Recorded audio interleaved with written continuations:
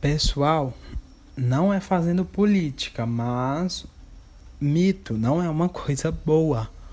A menos que mito seja levado apenas como história, fascinação, desenvolvimento da criatividade. Mas todo mito tem que acabar. Uma sociedade que vive sobre um mito, ela está vivendo, na verdade, sobre uma mentira bonita. E os mitos, muitas das vezes, são vendidos como fatos e soluções. Mas quem diz isso não sou eu, são os grandes filósofos, tá bom? Não estou fazendo nenhuma indireta. Comunidades de minoria, elas são sempre vitimizadas,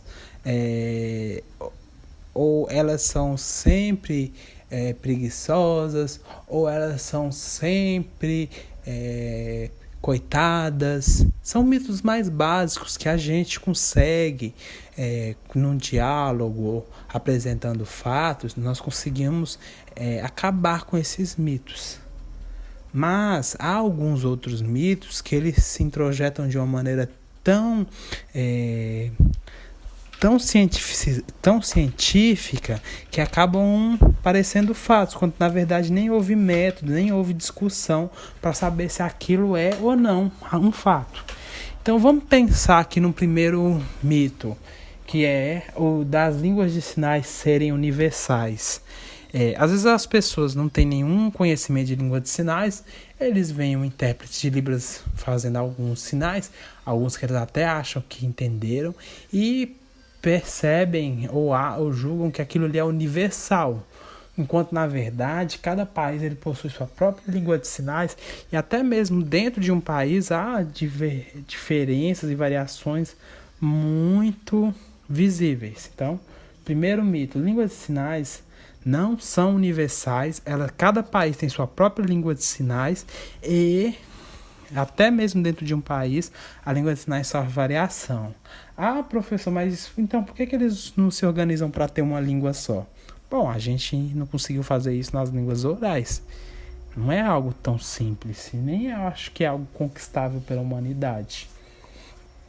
Então, não há uma única e universal língua de sinais usada pelas pessoas surdas. Quando vocês começam a aprender língua de sinais, aí já vem uma outra questão, vocês veem mais sinais soltos e muito pouco se discute sobre elementos sintáticos, o que leva as pessoas, ao introduzirem na disciplina, a acharem que a língua de sinais possui falhas na organização gramatical. Mas isso, gente, não é fato. Quando vocês se aprofundarem na língua de sinais, na Libras, vocês vão ver que ela possui, sim, estrutura gramatical, só que ela não é a mesma da língua portuguesa. E nem por isso ela deixa de ser compreensível.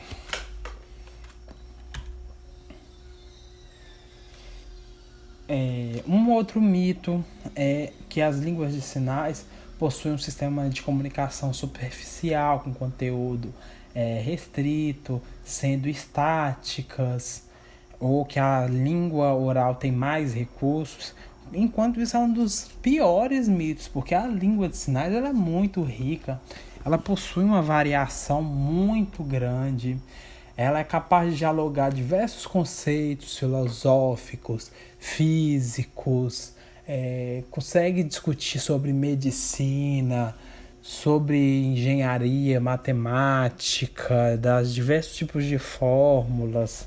Então ela tem a mesma riqueza vocabular que as línguas orais. Um outro mito é que as línguas de sinais elas são frutos da comunicação espontânea dos ouvintes. Isso não é fato. É comum que sinais e gestos usados por ouvintes transitem com facilidade para as línguas de sinais. O surdo veja aquele gesto, entenda que os ouvintes entendem aquele gesto daquela maneira e comece a usar para si. Mas isso não tem absolutamente a ver com uma subordinação, não. há gestos ouvintes que entram para a cultura surda, assim como gestos da cultura surda entram para a cultura ouvinte, para a língua, para a fala. E isso, na verdade, é só uma relação de bilinguismo mesmo e de trocas. Então, a língua de sinais ela não deriva da comunicação gestual espontânea de pessoas ouvintes.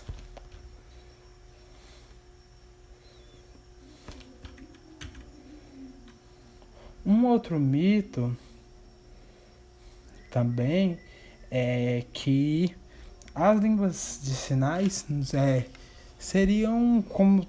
É um termo um pouco técnico, mas seriam como pantomimas, como como gestos mímicos, mas isso é mito, porque como eu já disse num dos mitos, a língua de sinais ela é muito robusta, ela consegue tecer diálogos, reflexões linguísticas muito complexas, assim como também piadas, brincadeiras, trocadilhos linguísticos.